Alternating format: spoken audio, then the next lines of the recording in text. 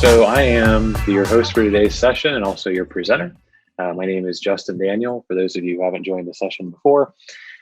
So I'm a business services consultant at Bloomreach with a background in digital merchandising. So working with companies like Lowe's Home Improvement, the Home Depot. I worked both sides of the aisle there, I guess. PetSmart, Pennies, and now Bloomreach, teaching folks how to best leverage this wonderful tool we have. I'm also an adjunct professor at the University of North Texas, working there, teaching the young minds about digital focused things. Pretty exciting time. So today's topic is to redirect or not to redirect. That is the question. So we're going to walk through here today and talk through the basics of redirects. And let me give you a little bit of context here. So a redirect is essentially sending a keyword query to a different landing page or URL than the search results. Keyword redirects can be configured in the Bloomreach dashboards, as most of you have seen in training and are probably utilizing pretty regularly. So a little bit of context for today's discussion. So why are we talking about redirects now? One of the main reasons is with the holiday selling season right around the corner, we want to review how to use redirects as one tool to drive visibility to holiday landing pages. So for those of you who have Black Friday, Cyber Monday, Christmas, whatever holidays might be particularly relevant for your business, you have landing pages for those, and redirects are one methodology where you can help drive a little visibility there. There are several common cases where you've seen redirects used incorrectly. We recommend reviewing the redirects you have set up already in the dashboard to ensure they're not negatively impacting your search experience, especially heading into peak. So for those, those top level categories, making sure that you don't have anything in there that's going to send traffic somewhere you don't want it to go. These things can get outdated as you shift sites, as you update hierarchies, as you change influencers. Anything can really happen there. They can throw those off. So staying on top of that is really key to keeping them relevant. And remember, there are alternatives to the dashboard to redirecting, such as optimizing the search results and a few others. And we'll discuss those in a couple of the use cases as we go through this session. So we will be covering use cases where redirects are recommended. So some instances where we feel like these are a good idea and really beneficial. There's also use cases where redirects are not recommended, and we'll get into some of those. And also talk about an alternative way to sort of manage those cases. And then just we'll do a few minutes on just redirect tips and recommendations, just some general information that we think will be helpful for you all as you go forward. So best practices. So use a redirect if you have non-product related search terms. So these are your career pages, your customer service pages, contact us, all these kind of details, gift card balances, all of these things that are not products that are indexed on the site. So natural search is really not going to return anything there. Customers tend to still search these anyway. So you want to make sure you're covering off on those terms. And you can use your reporting within the dashboard to look at what terms people are using to understand what terms you need to make sure you're covering. So some people may search careers, some people may search jobs. You can make sure you're covering off on both of those use cases just by checking your analytics and making sure that those are all covered off. So there's also instances, product-related searches for which search is unable to deliver the full result set. So customers searching clearance, searching sale, maybe doorbusters, whatever that might be. Oftentimes, you all have built pages dedicated for just this experience, which has typically navigation, or at the very least houses all of the products that are relevant to that query. So redirecting customers in that case gives them a more robust experience. Instead of having a few products pop up that may be on sale, you can expose them to the full assortment of products that you have to offer within that tier or within that offer. So this is something we do highly recommend. And one note at the bottom here, you can use analytics to discover which terms customers are using for these types of searches, as I sort of mentioned before, for product and non-product searches alike. So use a redirect if there are searches for which the products are not available on the website. So the example here is someone went to this website, as you can see in the upper right-hand corner, and searched for hammock. But due to the time of the year or the assortment that's been rolled out, whatever that might be, those are not currently available. So in this case, you could either allow these results to come out and bring in products that are definitely not hammocks and probably not going to meet the exact need that that customer has. Or you could look for something like an outdoor seating page or something else that might deliver an alternative that's relevant to them. So looking for a hammock is looking for something to enhance their outdoor experience at their home. So presenting them with something that's an alternative gives you a better chance of converting that visit than if you simply send them to this type of experience. Something to look at there. For those of you who have sat in training with me or done ongoing business services engagement with me, you've heard this one before, but the no revenue keyword report is really a great place to identify these types of opportunities. Because what this is saying, obviously for most of us, no search results keywords, those are pretty low. The algorithms take care of 99% of that. But the no revenue keywords report is really indicating that a customer is, you're delivering products, the customer is looking at them, but they're not voting with their wallet to say that these results are optimal. They're not driving any revenue for you. So I think those keywords will help you identify pretty quickly where products are returning, but maybe not returning the products that the customer is looking for. It's a really good place to spend your time. And that's under the merchandising tab, under site search, and then down under the analytics section, as you can see here. If you haven't used that report before, I highly recommend you check it out. So it may make sense to redirect broad searches for which refinement is not effective, and you have created a more curated experience. So you can see in this example here, someone searched for art and it's returning 613 products. And there's not really an easy way to refine that down to sort of a subset of that that's really shoppable. Nobody's going to look at 613 products. What you can do is redirect to a category page that may have a more curated experience made available. So you see in the second example down below, wall art series, mirrors. These are all things that have been identified as segments within art that customers are highly engaging with. So these have been put at the top to help people quickly refine that down and make it a lot easier for them to find that product. So you can redirect to the category page, or even you can also add potentially visual navigation elements to that search results page if that's something you're interested in doing. Just depends on what you feel is the best experience for your customer overall. So something else you can do here, and again, I've talked about this quite a bit over the year, but setting up A/B tests to see what's more effective. We all think that customers want to see a more curated experience, but we're kind of making that assumption. We don't have the data to back that up necessarily.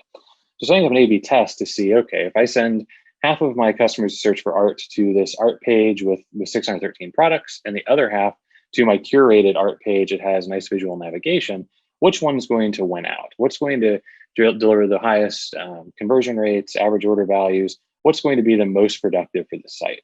And by doing that, you'll, one, gain understanding about how your customer is really engaging with your site, and two, be able to annualize that impact and quantify a lot of what your work is. If this drove an additional X number of dollars over the 6 weeks the test ran, annualized, that's going to be good for this much revenue. So it's really handy as you're reporting and talking to the organization about your performance and what you're doing for them. All right. So specific events for which pages have been created to curate the assortment. So this is where we're really talking about this for the next coming up next 2 months, I suppose. Black Friday shops, Christmas shops, Halloween shops, daily deal shops. There's a whole Green Monday, Cyber Monday. There's all kinds of offers that are out there that customers are expecting. They want to browse. They don't necessarily know what all of your offers are, so they want to be able to see these things. So customers might want to, customers searching for general terms like Black Friday deals or Black Friday offers or Christmas offers, Christmas deals, stocking stuffers. These you have nice. If you have a nice experience created where you can really curate that down and help people have a nice guided experience, that's really a great way to provide that information. So redirecting those terms can really help people more easily shop that experience.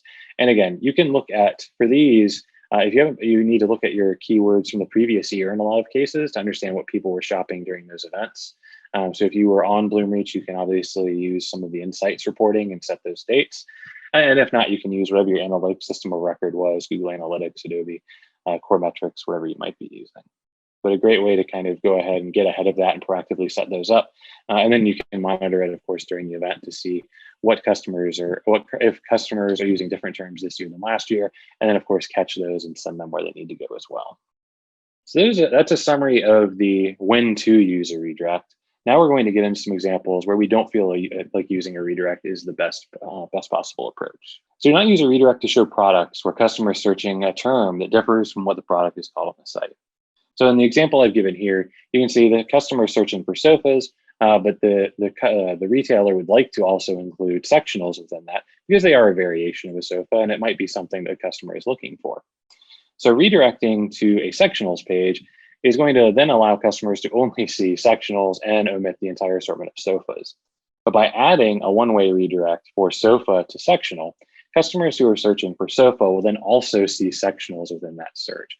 So it will effectively broaden out your result set and give customers the full spectrum of products that you're offering that fall into that category. And the same could be said of love seats if you wanted that included as well. That could be part of your synonym. So redirecting again really kind of cuts off part of the assortment in this example, whereas adding that synonym will allow it to organically pull everything in that you want them to see ideally. Do not use a redirect to correct for natural search results that don't return all relevant products. So the example I'm using here is coffee sign. So in this example, there are two items that strictly match the criteria of a coffee sign, but it doesn't pull in all items that necessarily the retailer would like to display there. So you can use slot-based merchandising as one possible alternative to pull in products that also match this result set, but aren't necessarily, strictly speaking, a sign. So some of these down here are coffee posters and other assorted things that, while not a sign, are kind of fall in that wall decor, coffee-themed niche, so they might be relevant to the customer. A more sustainable approach is to consider updating searchable fields in the feed to make products more findable. But do note that updating searchable fields is not something you should undertake lightly. This should only be done if there's a pattern of a particular field that's not rendering correctly or products not showing where they should. So this needs to be done based on consistent noise, not just a one-off example, because there is quite a lift on the technical teams to make those updates. Do not use a redirect for search results that aren't ordered as desired. So for the example here, sale products are not showing up. As you see, our example is a sale table. Sale products aren't showing at the top of search results for the term sale table. So consider using attribute rules or slot-based merchandising to boost sale products for this term. So if you have a particular attribute that identifies product as sale, on sale, yes/no, if there's a particular label for an event, you can always use those to create an attribute-based rule to boost these products to the top of the page. Now, if you want to take this a step further and apply this rule more widely, you can also create a broad match rule to boost sale products for any given term. So that includes the word sale. So sale table, sale chair, sale curtains, whatever you might have. You can use those broad match keywords by checking. There's a little box when you go to create that rule for broad match, and that will allow it to capture those. Don't use a redirect to correct for search results that are returning irrelevant products. So the example here is a search for rugs that is also showing bean bags and cloth runners. You want to understand why irrelevant products are showing up in search results. So you can use the ranking diagnostic rule in the dashboard under the search section to look and understand why particular products are pulling in. So from that diagnostic tool, if you click into these products, it'll show you what fixing those keywords. So you can identify them and see if it's a consistent problem. So you can, again, think about maybe making some adjustments to that. You can use exclude rules to exclude products that are not relevant. And you can do this on a per product basis or exclude based on attributes for certain categories. In this example, we're excluding bead bags and tablecloths. As you can kind of see in the example below here, the term here was product definition, and so that's being held out. Also, other common ones, product type, or even a lot of folks will feed in their category hierarchy. So if you have a particular category for bean bags and tablecloths, those could be excluded. Or alternatively, you could include only category rugs products. But either way, it gives you a nice organic way to keep those results nice and clean. And again, if there's a persistent issue with a particular field causing noise in your results, causing products to pull in like this where they don't necessarily belong, you can consider making those updates. But again, take a holistic approach. It's not a game of whack-a-mole where you want to hit everything with that kind of an update. But if you see a more holistic problem, that's when you really want to have that discussion internally and nip that whole thing in the bud as opposed to taking them off one at a time. All right, so towards the end here, but redirect tips and recommendations.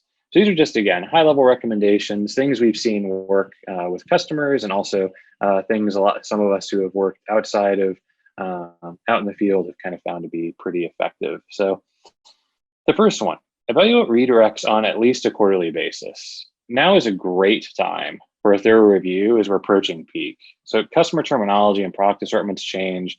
It probably feels to you all like week to week or day to day, but at least quarter to quarter, these things can change pretty drastically, at least based on seasons. So make sure that your redirects remain current. Take a look at what people are searching using the analytics that are available in the dashboard, and then make updates as you need to. If you have a redirect in place for an event that runs for a limited time, use those start and end dates for the redirect. Redirecting to assortments or pages that don't exist can create a pretty negative experience. And a lot of these things are, in and out items that you're bringing in for a particular holiday season. So again, make sure that redirect lives as the offer lives and doesn't just live indefinitely. Redirects do require you to explicitly add all variations of the term you want to redirect. So make sure you include plurals and common misspellings. You can use analytics for this, or a lot of times folks will just go ahead and pluralize or add in misspellings they know tend to happen to sort of capture some of that. Before creating a redirect, use analytics to evaluate the necessity of its creation. As I've said a few times, there's no reason to solve a problem that nobody has. If customers aren't searching for a term, then there's no need to create a redirect for it. It's not going to hurt anything, but you probably have other things you need to allocate your time for. If you're uncertain if a redirect is the right choice, use A/B testing to evaluate prior to enabling it for 100% of traffic. And this can help prevent you from rolling out a change that potentially has a detrimental impact on site and other KPIs. One important note here. I know a lot of folks like to avoid A/B testing, especially during peak selling seasons, just because they don't want to potentially do anything that's going to rock the boat or cause a negative experience.